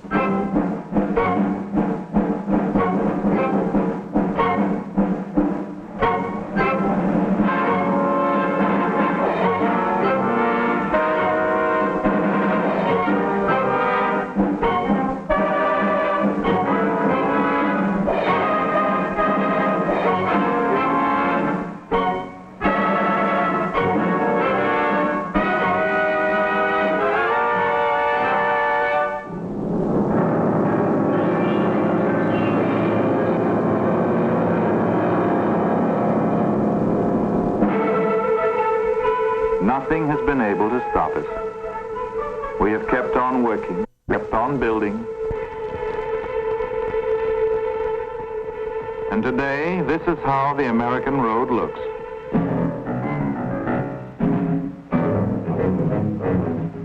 The whole nation has become swift and mobile, flowing along over a great network of highways more than 3 million miles long and constantly growing. The American road has lifted itself high above the muddy ruts of 50 years ago.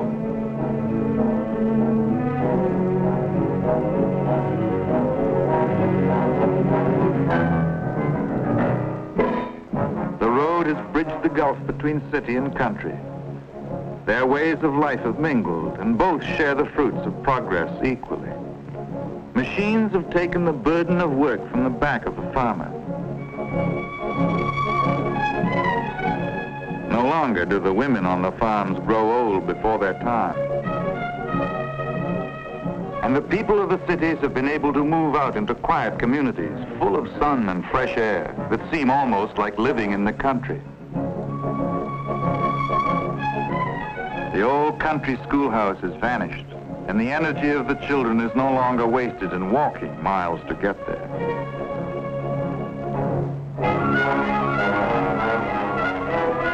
The worker of today no longer has to live close to the plant that employs him. His home is in pleasant surroundings, and he drives to work. Every car on the American road, every new building that towers against the sky is a sign of our progress towards a better way of life. But perhaps the most wonderful thing about the American road is the freedom it gives us. You've only to get in your car and start driving to feel it. The American road. What magnificent vistas open up before us as we travel along it. We have come a long way since the quadricycle and the Model T. In these short years, our whole way of life has changed. We have accomplished much, but the achievements to come will dwarf our own. The American road stretches ahead of us, all towards a new horizon. We are all traveling along that road, all moving forward towards an even better tomorrow.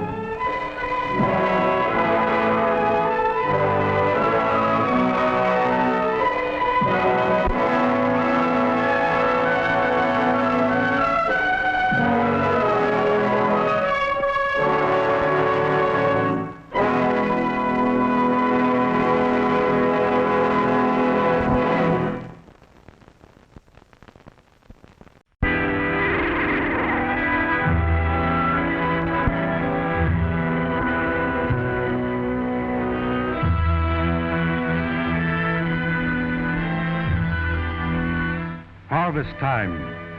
the harvest of yesterday's planting. Tomorrow, the harvest of today's earnest efforts. Wherever men dream and plan and toil for themselves and others, the harvest must come. Throughout the world each day, there is somewhere a harvest time. When spring begins in Canada, the ripened grain is yellow on the Nile. When winter comes to the Argentine, Nebraska corn is standing in full flower. Throughout the world each day, there is somewhere a harvest time, and each day is the harvest of yesterday's planting. From small beginnings sometimes come abundant harvests. From a tiny workshop came the vision that built 1,000,000 miles of highways. From this rude bench and lathe and drill have sprung the tools for 80,000 men. From this small shop has grown a city of work and opportunity, an industrial city covering 1,000 acres, a city drawing visitors from all the world who come to wonder and to learn.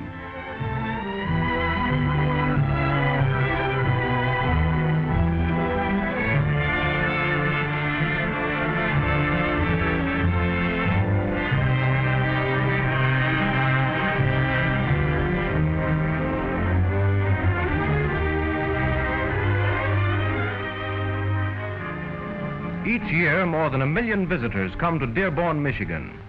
They gather here at the Rotunda, a permanent guest house at the gateway to the Rouge.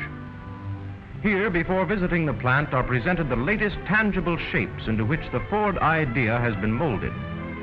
Built of welded steel and safety glass, powered by continuously refined V-type 8 and 12-cylinder engines, streamlined and graceful in appearance, here is presented the latest addition to the Ford and Lincoln line.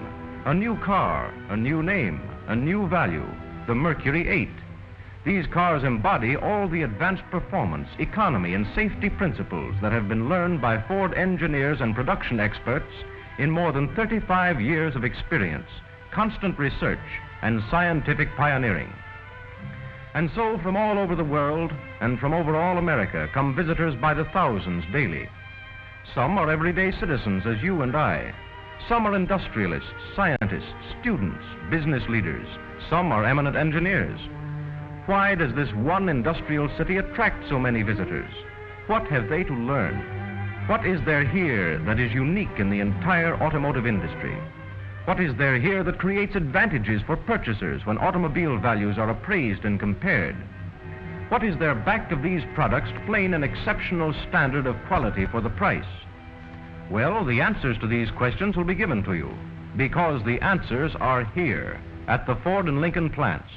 For example, this is a city of transportation, where carriers of materials and things lighten and lessen the task of building carriers of men and burdens, where builders of transportation are the greatest users of transportation, to bring materials and things to forge, to lathe, to bench, to the busy hands of men.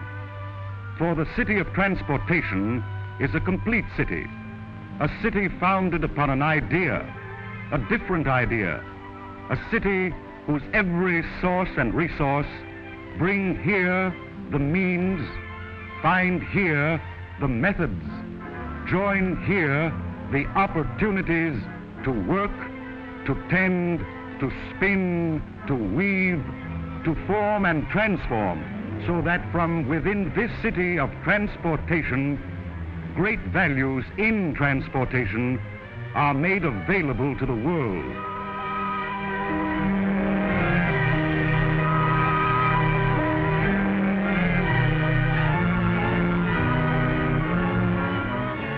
A most important item in the building of a quality product of the highest possible value is one that the visitor to the Rouge plant may never see. It's the thought and study, the painstaking research that develops better things and new things to produce greater values at less cost. Here, before today's new products were built, months were spent in developing new alloy steels.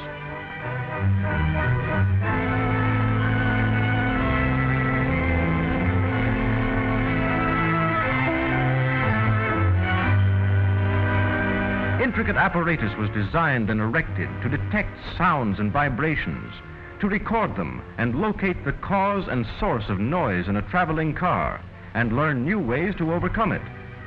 New materials were developed to aid this accomplishment, sound-deadening materials, so that today's new cars are quiet on the highways, inside and out.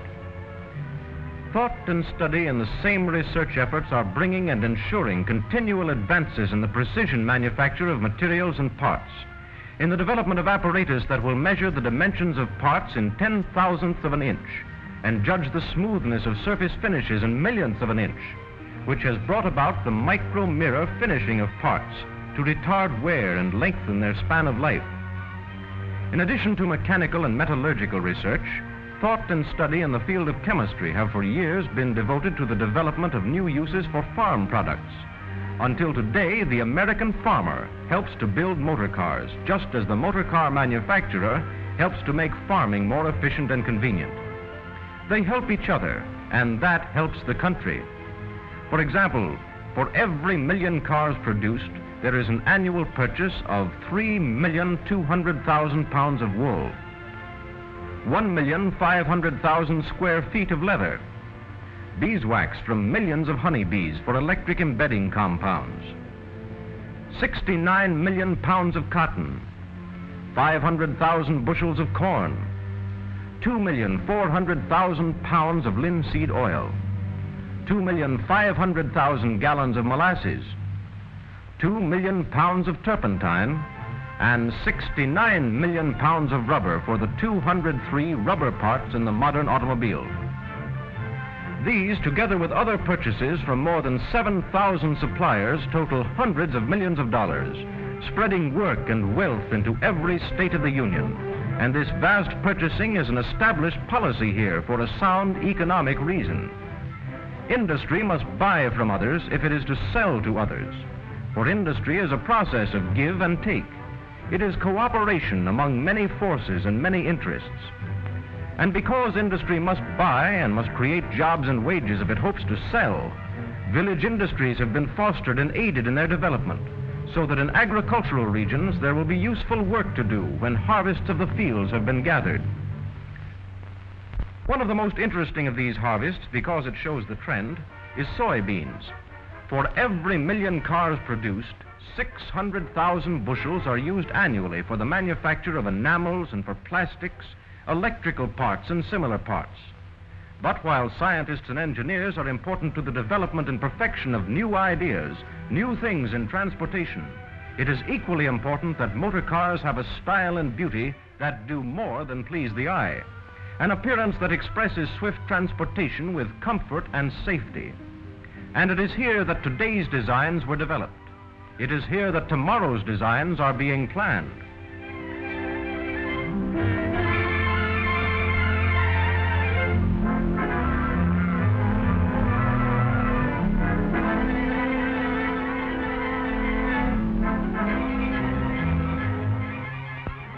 After principles are thoroughly tested, they are embodied in experimental models built in the laboratories.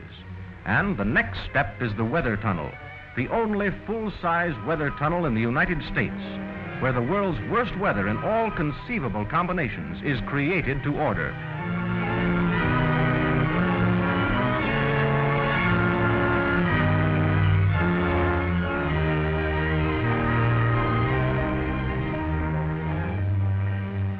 The findings in this weather laboratory, the first of its kind to be built expressly for scientific research into motor design and operation, are checked with actual road conditions on one of the world's largest test tracks, where today's cars, while still in the experimental stage, were driven thousands of miles at high speed, where they were tested on brick paving, checked for safety on wet asphalt, pounded over cobblestones to prove stamina, and over rough, uneven roads to make certain that all factors contributing to comfort have been improved.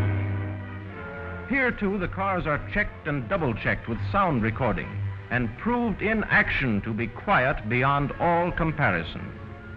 They are checked for safety, for durability, for economy, for comfort, to the end that new ideas, new things, new materials in today's Lincoln Zephyr, Mercury, and Ford cars and trucks are thoroughly tested. For here, nothing is approved until it is proved. But what are some of the things that draw people here from all over America, from all over the world? Almost any large industrial operation is spectacular. But what is there here that differs advantageously, is unique, that explains an outstanding ability in this industry to offer more for less? Why does this plant produce its own electricity? Electrical power can be purchased. Why does this plant have huge blast furnaces to produce its own iron? Iron can be bought. Blast furnaces need coke, and coke too can be purchased. Why does the Rouge plant make its own coke? Why does this one plant produce gas, steel, plastics, plate glass, and even many of the tires with which its cars are equipped? These things can be bought, are bought by most all manufacturers. Why are there company-owned iron mines, coal mines, and rubber plantations? Why a fleet of ships, 14 locomotives, and over 1,000 freight cars? First, it is to acquire the experience and knowledge necessary to increase quality and reduce costs through better methods. And this valuable information is free and has contributed to all industry through the years. Second, these many and diversified manufacturing operations here keep each one upon an actual cost basis, not cost plus profit on many individual parts of the car. So there is just one profit on the finished product when it rolls off the line. These things are the mainspring of a mechanism that is unique. They cultivate an idea and harvest an ideal. The idea is to find more efficient, less wasteful ways to use nature to make men more free. The ideal is always to find means of spreading the results of scientific achievement more widely among mankind. So great is an idea, so mighty is an ideal, that within half a man's lifetime, a tiny workshop has grown into the world's largest industrial development that is continually improving, creating, and contributing not only its products, but its methods, so that other industries have benefited because many Ford methods have been made available to them. Here during the last year, $34 million have been spent as a part of a permanent program for progress, founded upon faith in tomorrow. It is faith that business could be worse and will be better. Confidence that is found whenever you find enlightened industrial management. Here, for example, is a confidence that has built a power plant that produces enough electric power to meet the domestic needs of the city of Chicago. A plant which daily uses hundreds of tons of coal, as well as 31 million cubic feet of gas, and enough water to supply the cities of Detroit, Cincinnati, and Washington. 2,500 tons of iron ore are used daily, or from company-owned mines, transported in company-owned ships. Tons of silica sand, soda ash, salt, limestone, charcoal, and cullet are consumed daily in the manufacture of safety glass, in a huge plant where there is a polishing table so long it was constructed to conform to the curvature of the earth. Thousands of tires are now being manufactured in the world's most advanced tire factory, and the volume of production will increase as rubber becomes available from Ford-owned plantations on the Amazon.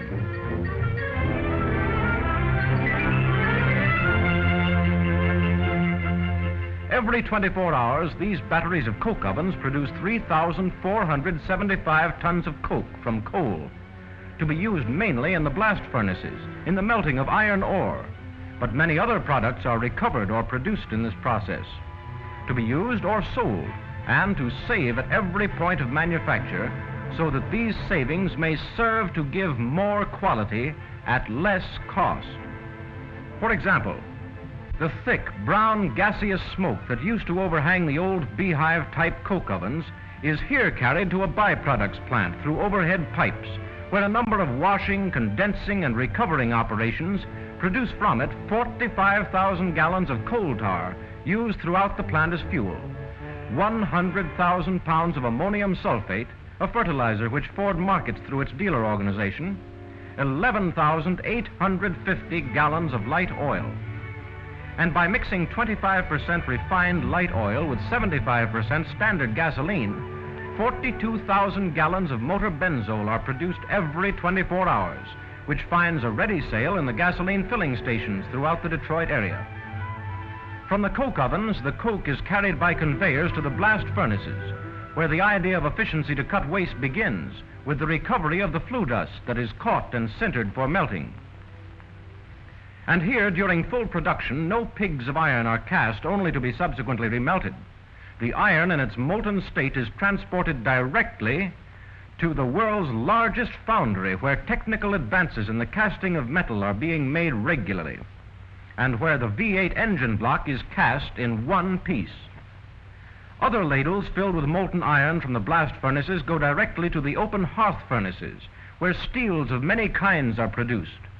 More than 63 different kinds of steel are used in the manufacture of the Ford car, 38 for the cars themselves, and others for dies and tools. And meanwhile, an industry within an industry is devoted to other savings that are passed on to Ford and Lincoln buyers in the shape of better cars, sharing in the profits from these efforts. For example, waste paper that accumulates at the Rouge plant is made into tons of paper used for packing and other production purposes. Every scrap of wood, of rubber, of metal, string, cloth, or leather is used, no matter how small it may be. Waste oil that inevitably pollutes a river flowing close beside any large factory is here reclaimed, 600 gallons of it a day, and used for oiling roads and for fuel. The dust from grinding wheels contains metal particles of the parts smoothed on the wheels. Even this dust is reclaimed, and it yields tons of metal.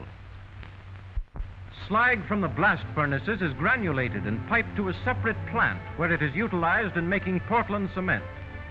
Nails are carefully saved as a safety measure for future use or for the scrap metal they will yield. Tons of nails are salvaged annually and so on almost endlessly, so that each car benefits from the savings effected throughout the plant. Each car is a better value for the buyer than if each had been produced by a separate company. And the final cost of a Lincoln, Mercury, Ford car or truck is the lowest possible cost, not a cost plus carelessness and waste, and not a cost that includes several profits. The savings effected by Ford engineering and manufacturing technique amount to millions of dollars annually, which are passed on to the motorists in the form of better automobiles. Shortcuts and savings here are made with machines and materials, not with men. And it is this efficiency which makes the work go faster, not the men. An efficiency which produces higher quality at less cost and at high wages. It is here that the world's largest builder of transportation is also the world's largest user of transportation in the form of 150 miles of conveyors, which bring the work to the man, so that the man does not have to go to the work. It is the conveyor that makes the work easier, the burdens lighter, and thus enables men to produce more, earn more, not as day laborers, but as specialists in their line. When men must wait for parts or materials or else lift heavy burdens from distant conveyors, unproductive seconds add to the cost of manufacturing an automobile.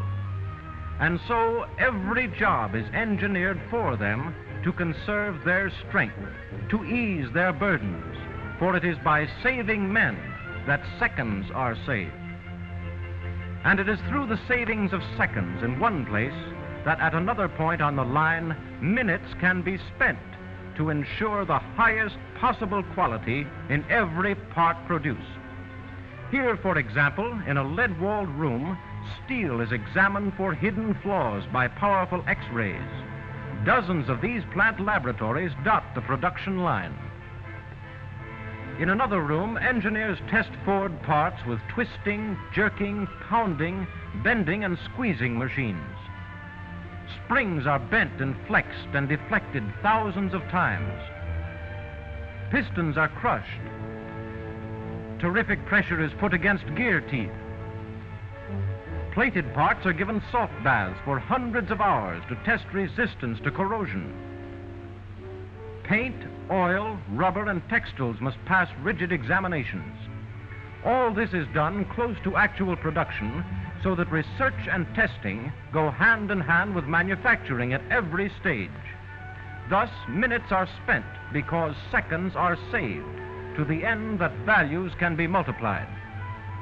And when you see inspectors checking parts for accuracy to dimensions measured in 10,000ths of an inch, you see where quantity production of quality products actually begins. Because parts must fit together perfectly, or more seconds and costly seconds would be wasted. It is the combination of all these that explains why thousands of people from all over America and from all over the world visit this plant each day. They know that here is a fountainhead of industrial and technological progress has raised standards of production methods all over the world. They see that the more anyone has of success, the more everyone can have. And leaving, each carries with him this thought: this is the only plant of its kind in the world, and from only one plant, this plant, could these cars come at these prices.